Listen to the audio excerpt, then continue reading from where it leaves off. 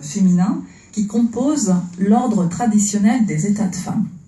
Alors mesdames, nous serions toutes en fait héritières de ces modèles identitaires avec les ambivalences que l'on sait. Alors vous allez me dire quels sont ces modèles d'identification traditionnelle, d'identification classique.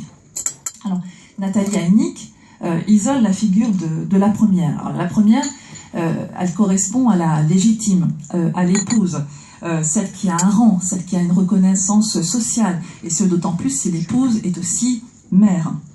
C'est celle aussi qui entretient une dépendance économique à l'égard de son mari, et elle se caractérise également par la légitimité du lien sexué avec l'époux dont elle tire sa subsistance. Là, c'est vraiment, on est dans un schéma traditionnel. Cette figure de la première n'est pas une figure lisse, puisqu'elle est habitée par le conflit interne entre son identité matrimoniale et son identité personnelle. Il y a en quelque sorte une épée de Damoclès qui pèse sur elle, puisque sa souveraineté d'épouse peut être balayée par le regard de l'époux posé sur une autre, souvent plus jeune qu'elle, représentant l'irrésistible et éphémère attrait de la nouveauté. Cette première peut être aussi agitée par le conflit interne entre l'amour d'un autre et la fidélité à l'époux.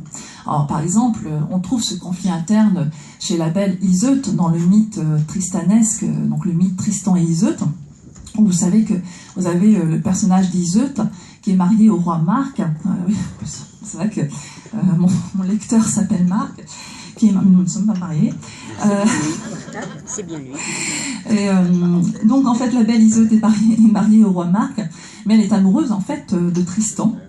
Donc elle est habitée par ce conflit interne.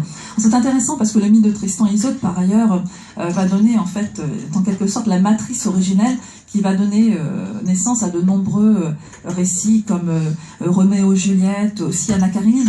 On trouve dans le roman de Tolstoï aussi une héroïne partagée entre son devoir marital et son devoir de mère,